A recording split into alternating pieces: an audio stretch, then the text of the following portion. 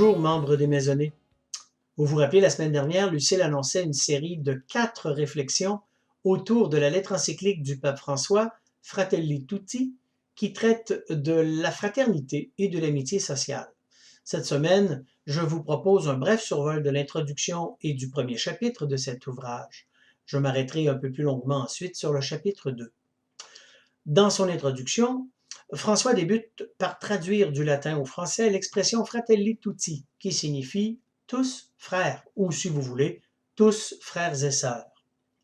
Le pape confie ensuite qu'il s'est beaucoup inspiré des écrits de saint François d'Assise, celui-là même qui souvent utilisait l'expression Fratelli Tutti lorsqu'il écrivait à ses frères et sœurs pour leur rappeler que si Dieu nous demande d'aimer toute la création, il nous demande d'abord d'aimer chaque frère et chaque sœur qui sont blessés par la vie, sans tenir compte d'où ils viennent, qu'ils soient proches ou éloignés de nous, sans chercher notre intérêt, et de manière égale à notre fidélité au Seigneur Jésus. Dans le chapitre 1er, qui s'intitule « Les ombres d'un monde fermé », le pape nous invite à considérer nos limites en matière de fraternité universelle, en observant bien sûr les avancées, mais aussi, surtout, ce qui nous freine.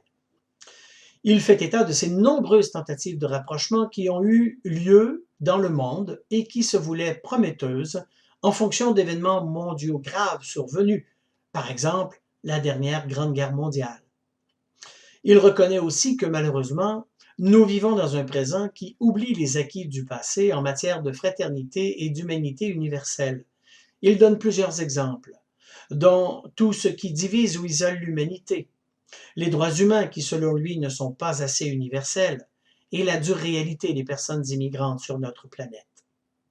Le pape conclut ce portrait plutôt pessimiste, en nous invitant malgré tout à rechercher Dieu, qui continue de répandre ses semences de bien dans l'humanité, et ainsi à marcher dans l'espérance.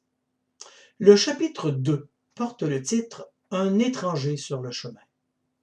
Après la description plus trop froide de notre réalité contemporaine, le pape nous invite à jeter un regard neuf sur ceux que nous appelons frères ou sœurs. Il propose de le faire avec cette parabole très connue et tirée de l'évangile de Luc, le bon samaritain.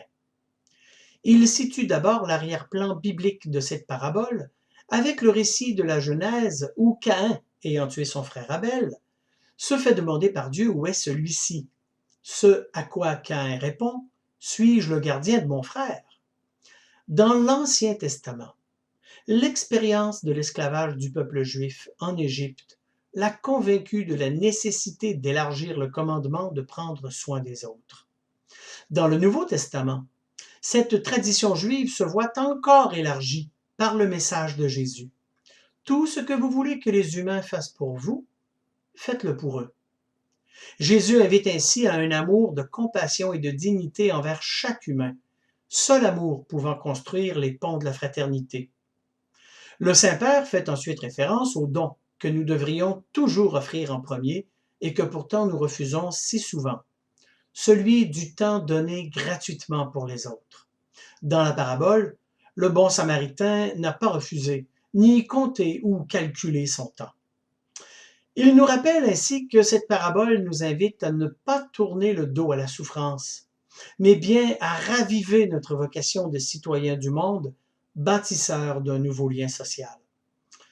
Le pape présente cette parabole comme ne nous laissant qu'un choix, celui de considérer les difficultés de la réalité humaine en nous rappelant que nous sommes créés pour une plénitude qui n'est atteinte que dans l'amour. Toute autre option n'est que renfermement sur soi-même qui nous place du côté des brigands de la parabole. Dans sa réflexion, François nous entraîne ensuite à considérer cette parabole comme une histoire qui se répète encore aujourd'hui. À chaque jour, nous devons faire le choix d'être un bon samaritain ou d'être celui qui ignore son prochain.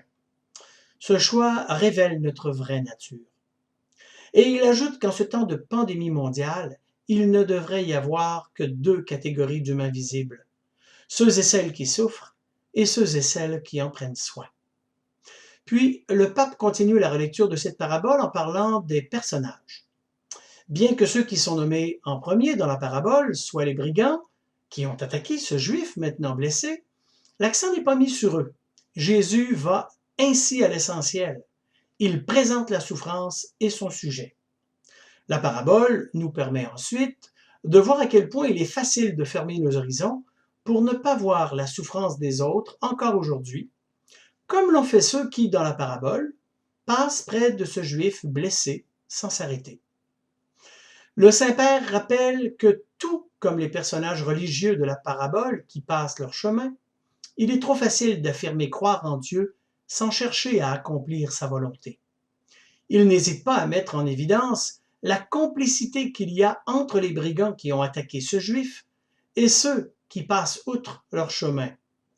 François mentionne que l'enjeu n'est pas d'abord de pourchasser les brigands, mais bien de réparer les torts causés par eux.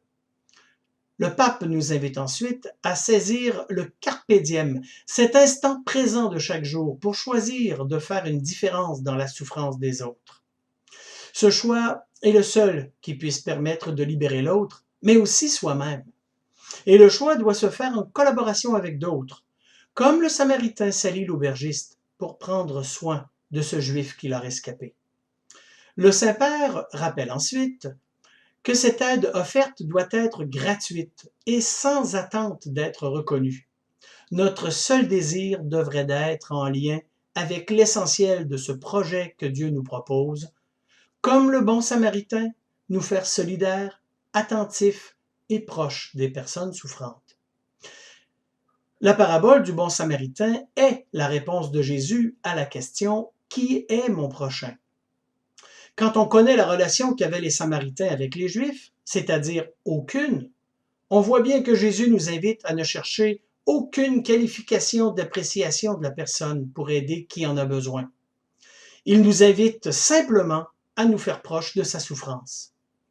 François conclut ce chapitre en faisant un rapport avec cet autre récit évangélique de Jésus en Matthieu 25.